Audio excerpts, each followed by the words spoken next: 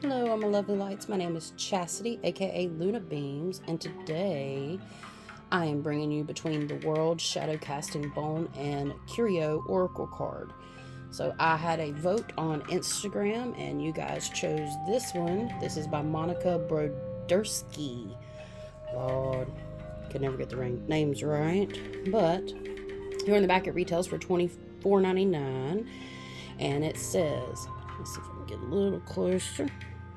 And it says, Between the Worlds is a unique 46-symbol oracle deck created by the author from a mix of her two favorite divination systems, cartomancy and bone and curio casting. This set is captivating. The original watercolor and ink artwork symbols acts as a bridge between the world of the seen and unseen, providing you a vital creative tool needed to access personal hidden truths and shadow work, as well as gain access to information and traditional knowledge from the spirit realm. Find your path to internal illumination and commune with the divine inside and out. All right, and it opens up like a little book like this. It's got a little bit more about the author here, and I'm gonna pop the book out. The book is nice and thick. I mean, it's pretty big. It's actually in color in some parts, and I'll sit this here while we open this up a bit more and check out the cards. So they're nestled in a little nook here. You can just reach in and grab that. Little paper off. We'll get back to those in a second. What do y'all think about my, if you can see it, it might be out of focus because I've got it on, focusing on this. But I got all my little trinkets set up. I figured it was appropriate for the filming here. Alright, so we have the front. Contents. You got a good amount of contents. It's got all the stuff. It's 238 pages total, it seems. And we will start here, guys. So pretty much right here, it's like 40 pages long, and it basically talks exactly about how she found the objects, what they mean, different ways to use them, and, you know, her methods. It says, you know, collecting art and spirituality and how you connect them, using them for magic, research, and storytelling. So they actually tell a story with them. So yeah, so quite a bit. And yeah, full color for the most part as well. So I just wanted to voice over this real quick, and now, back since at my it. little fast forwarding bit is over, yeah, that was necessary with this book. This is a Mac Daddy. All right, we'll go ahead and start with the cards. So first we have the Raven, the toy car, the doll's arm, the doll's head, the doll's leg, breathe, skull, the wishbone, the key, the cat, the thimble, the compass, oak wood, very powerful wood, fulgurite, turtle, rabbit's bone, coyote tooth, neat, pin tip, starlight, I think I said that right, probably butchered that too, sundial shell, tulip shell. I got these sitting here too. That's interesting because I wasn't sure about all the little things in it, but I put a bunch of little trinkets and stuff because I kind of know what this is about. Bound person, wolf knuckle, have the heart, antique coin, bear claw, vertebrae, acorn. I collect things like this. It's very interesting. I also really want to do little boxes like this, but bigger, and have a collection of stuff for, you know, like basically just like this. I've always wanted to make little boxes like this and sell them with my business treasure tree. So I don't know, this might be inspiring to do so. Quartz coins.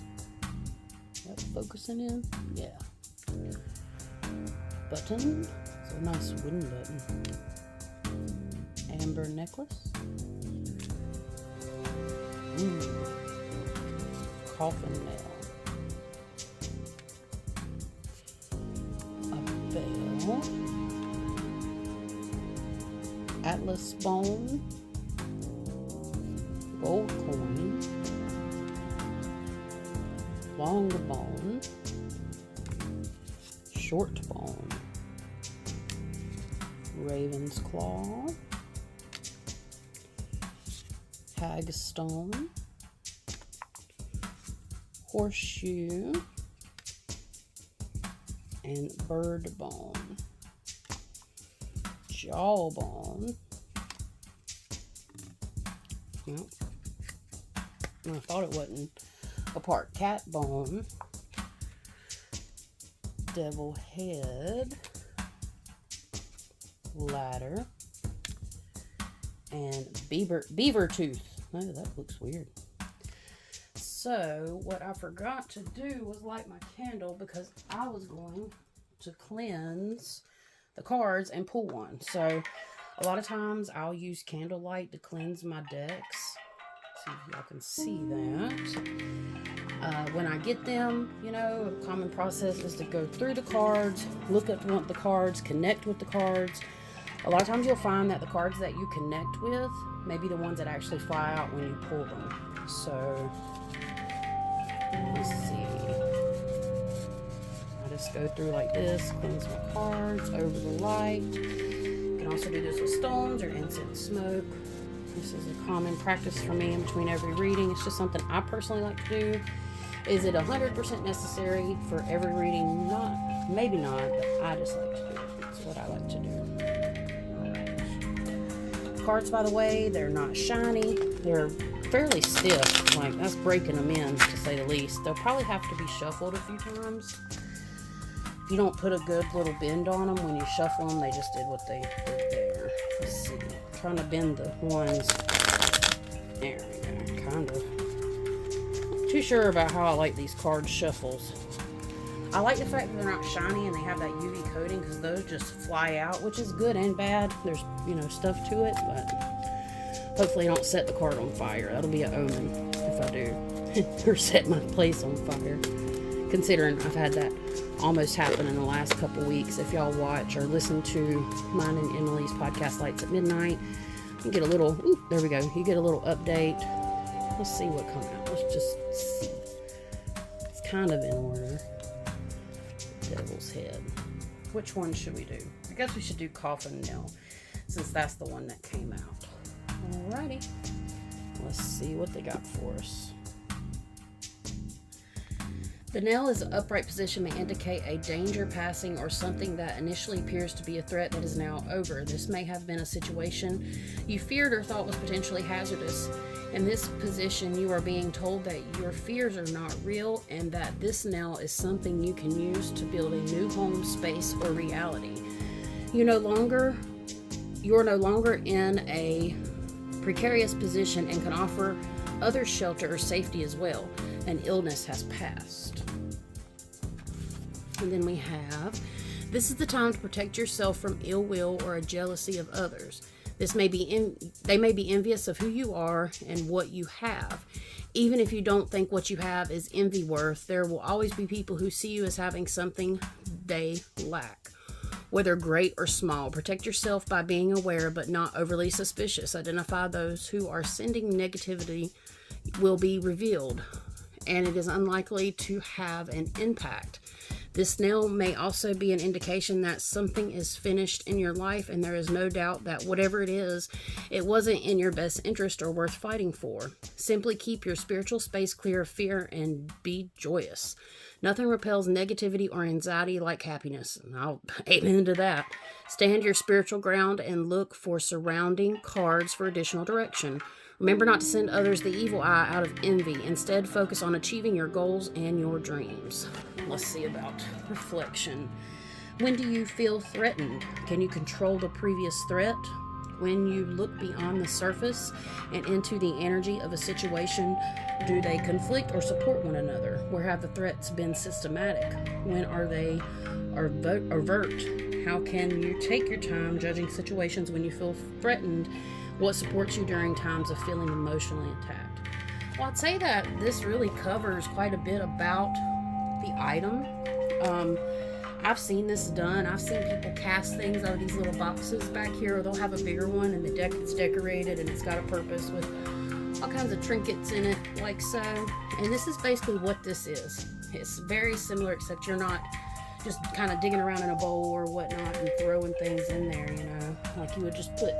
You can make these yourself too by collecting a bunch of things, and I think it would be very interesting. You can assign their own meanings, like it could be a little project. So overall, referring to the deck though, I think it's neat. I think it'd be handy. It kind of reminds me of a deck that I have in a way, like the feeling behind it, not necessarily the actual thing. I'm gonna show it to y'all real quick. This is the one I use a lot. I have a lot of ties to this deck, I feel, because of my heritage, and it's kind of cool. It looks like a cigar box, but this kind of has the feeling of that, but it is completely different. But anyways, I just wanted to share that with y'all. Well, if you like this video, please let me know down below. Oh, the next one I'm doing is this one, because this was the next runner-up. So this will be coming out really soon. I very well may try to go ahead and film it tonight, but I'm going to tell y'all, I'm going to be honest, I cheated and I looked for certain circumstances. Don't be upset. But it's going to be worth it because it really surprised me, because evidently me and some other people have been seeing shit that's in this. But anyways, that'll be next time, hopefully later this week. I'm going to try to get back on the schedule, but honestly, between some personal issues and Lights at Midnight has been kind of my main thing. Me and Emily have been trying to kill it on that. We've really enjoyed doing the podcast. And if you haven't checked out Lights at Midnight podcast, I'll leave the link for the information down below. I'll have a link tree. But yeah, let me know what you think about the deck. And until next time, peace out, love, and light.